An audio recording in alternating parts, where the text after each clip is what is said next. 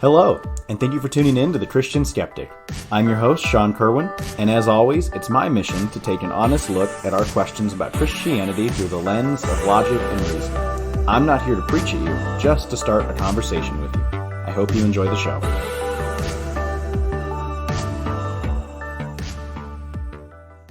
What is up, everybody? If you have been waiting for another episode for a while now, and it seems like one was not going to come, well, good news. This is that episode that you have been waiting for. I hope it does not let you down, though it might. I make no guarantees.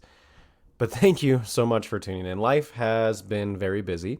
Let me start off by saying that I have been traveling, and I've been taking a class, and just having some extra activities that are just consuming all of my time right now. So I have not found the time that I wish I would have to sit down and record these things.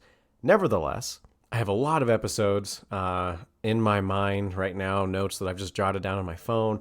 I've gotten in a lot of questions from some of you guys that I know I have been kind of putting off for months now and wanting to address. So if you wrote me in, don't worry, I will get to your question before the year is over. So that being said, let's get to today's question, which comes from a listener who is an old and dear friend of mine. It comes from Ryan in Charlotte, North Carolina. And Ryan asks if I've heard of the ideas from Dr. Michael Heiser. Ryan says he seems to be gaining a lot of steam in the Christian YouTube world, and if you're not familiar, his most popular idea is basically that God has a quote-unquote divine council of heavenly beings that he assigned to be gods over the pagan nations after the fall of the Tower of Babel. These gods, with a lowercase g, eventually led their nations astray, and part of Christ's mission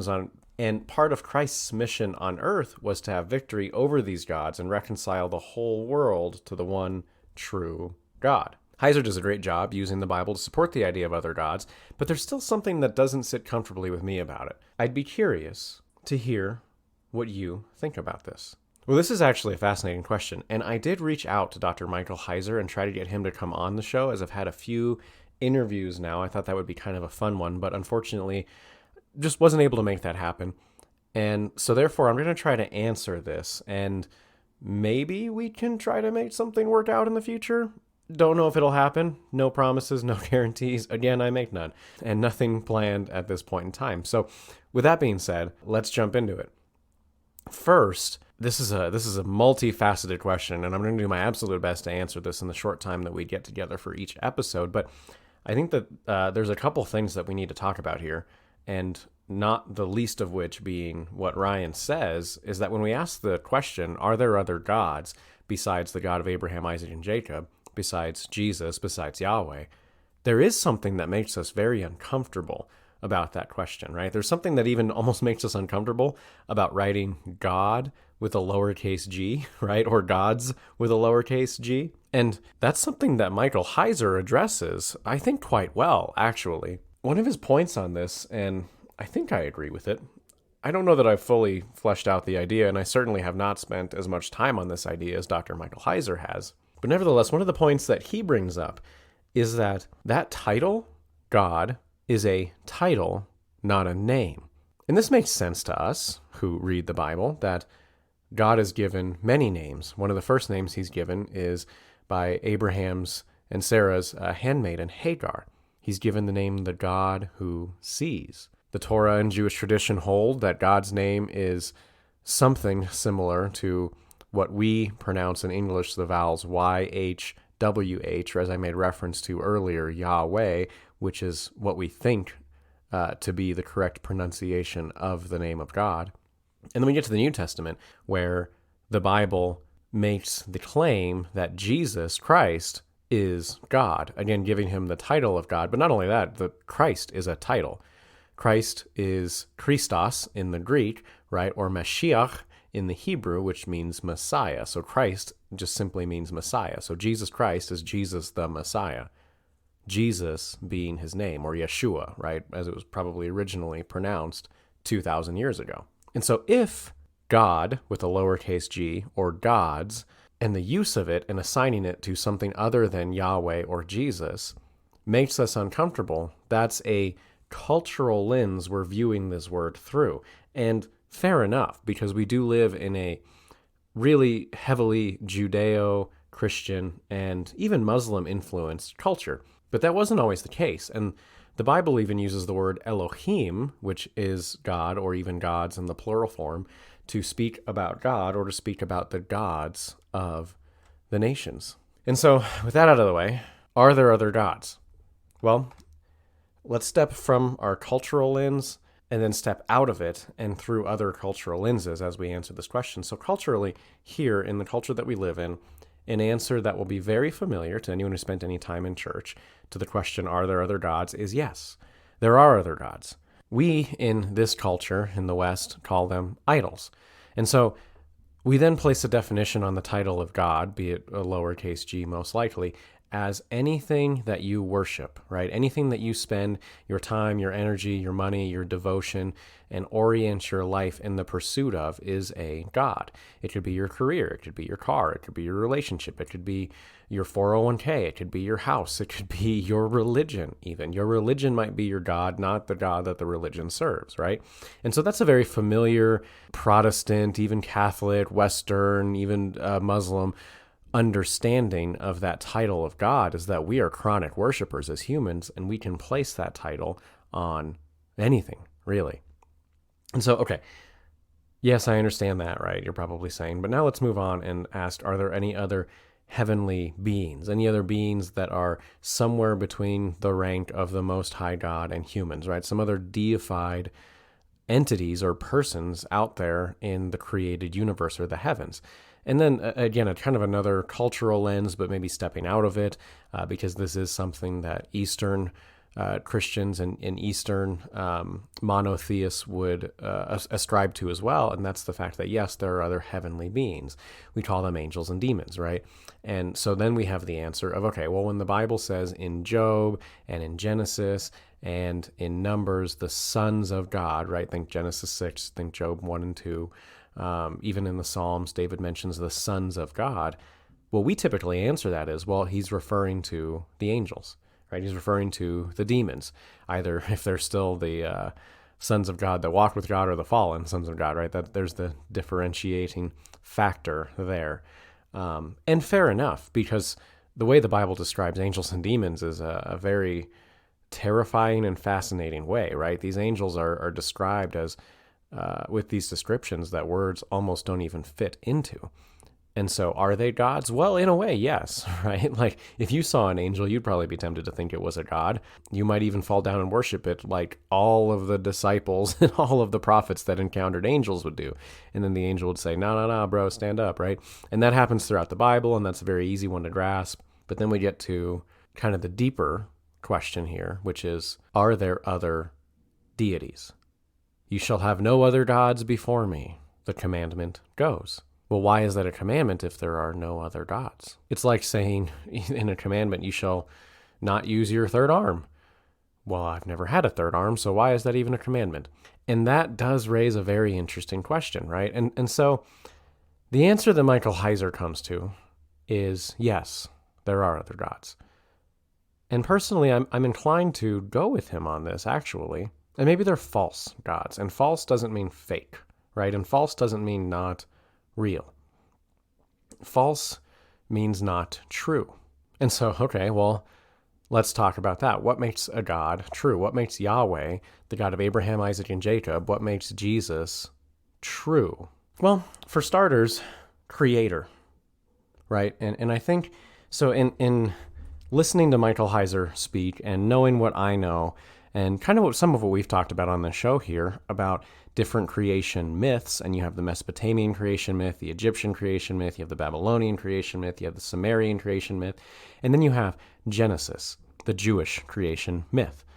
And don't get offended, I believe Genesis is true, but I'm lumping it in the same category. I'm not speaking to the factuality of Genesis, I'm speaking to the categorization of Genesis right now when I say myth. So, that being settled, we have all of these creation myths, and well, now let's really step back into a cultural lens, a middle to late Bronze Age cultural lens, and let's think about context of when one of these myths, Genesis, was being written.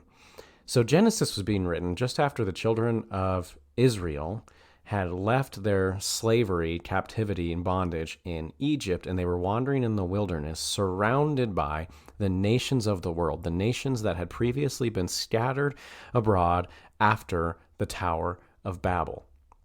And I'm not going to talk about whether the Tower of Babel happened or not. Let's assume it's true for sake of argument. I will say it is really, really true, and we can have that conversation on a different episode. But just on so many different levels, metaphorically, actually, psychologically, Babel is insanely true, and there's so much to draw out of it.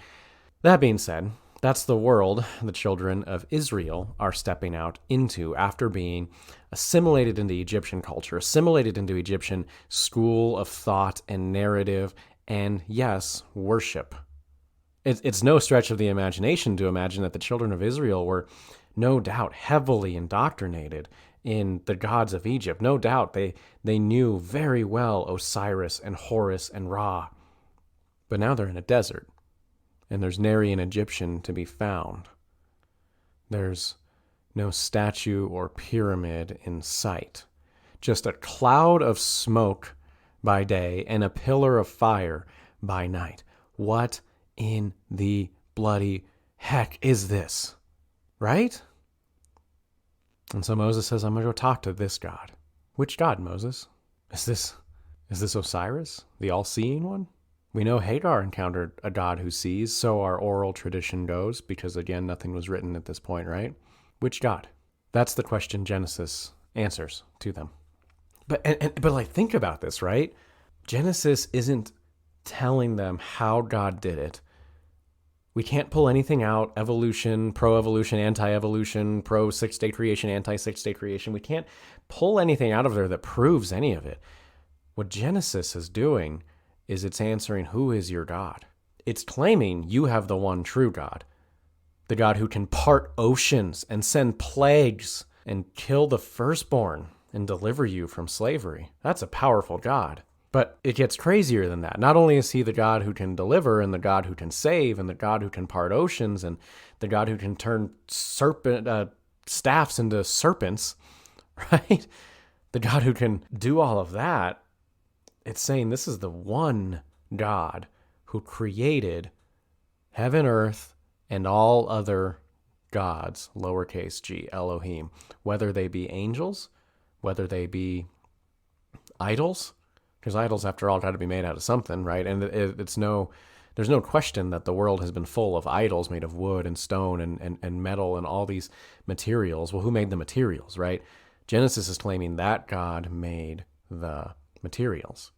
And so, okay, where am I going with this? Put all this in that cultural lens, right? Children of Israel are wandering around. Who is our God? Moses goes up and down from the mountain. He talks to this God. He comes down, Genesis, Exodus, Numbers, Leviticus, Deuteronomy.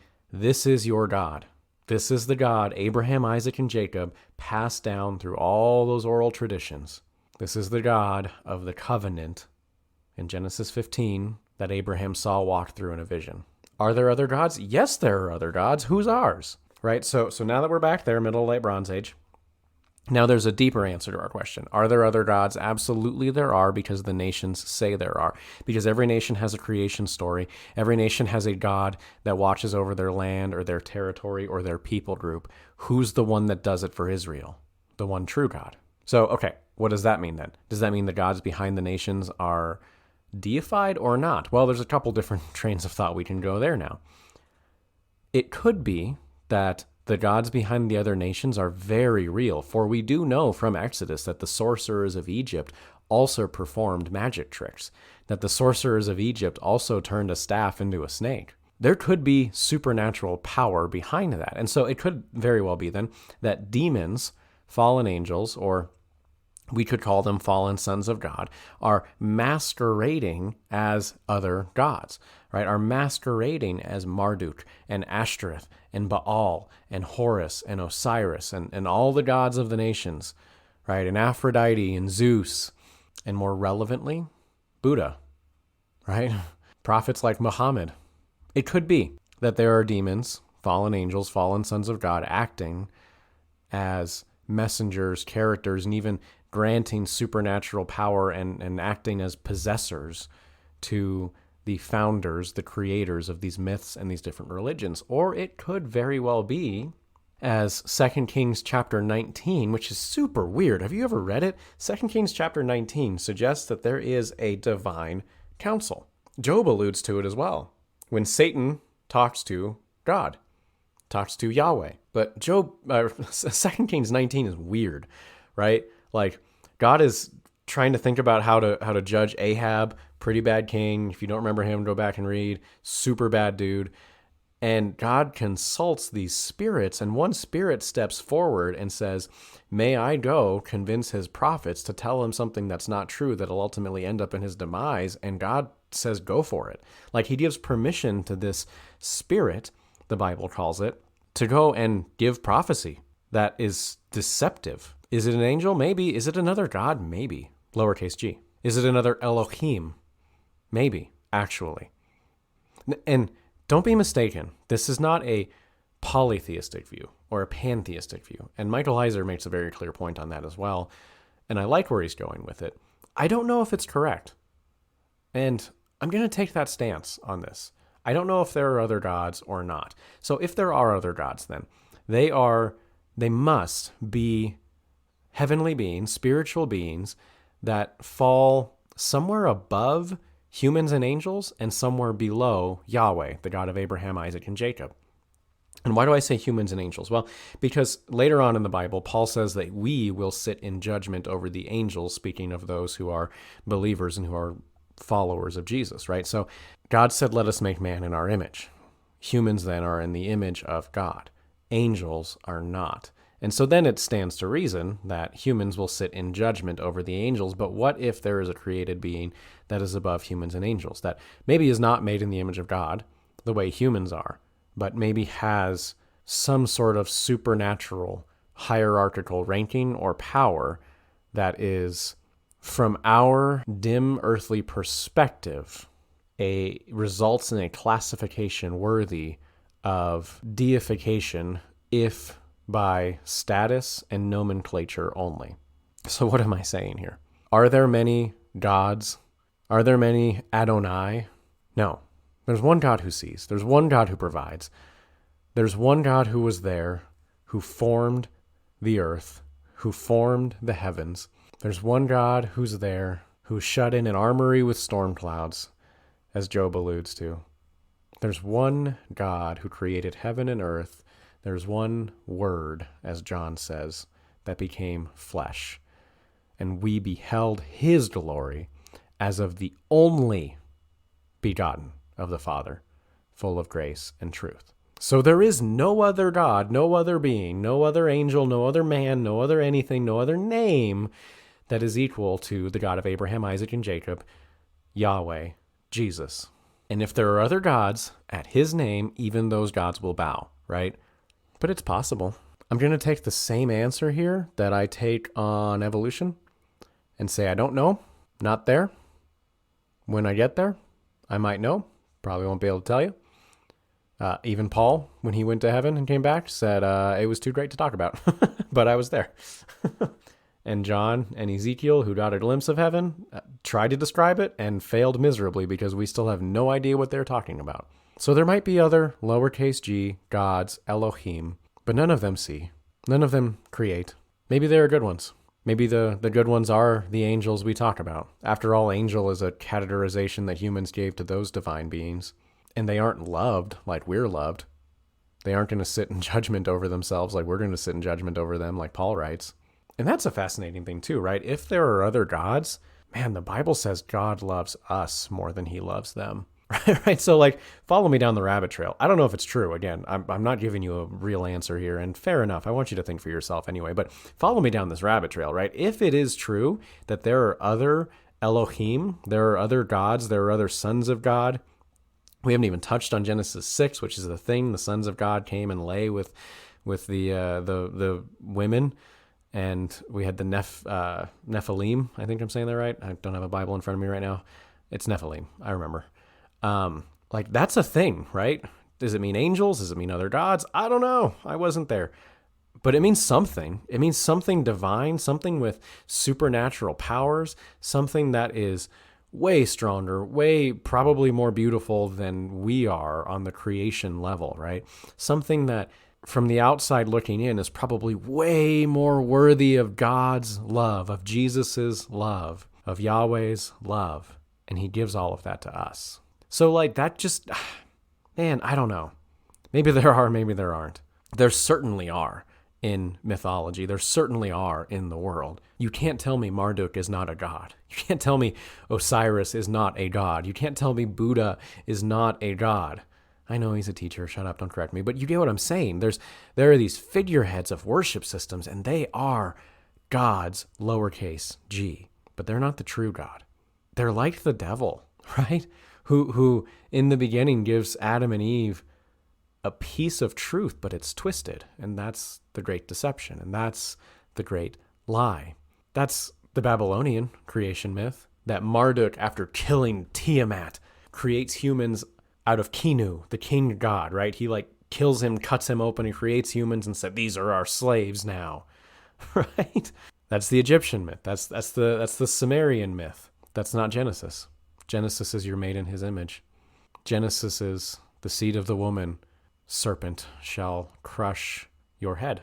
Genesis is Abraham, I'm going to make a covenant with myself. And on either side of it, when I split those animals, is death, and the covenant itself is death. But I'm going to do it for you. You do nothing, because God so loved the world.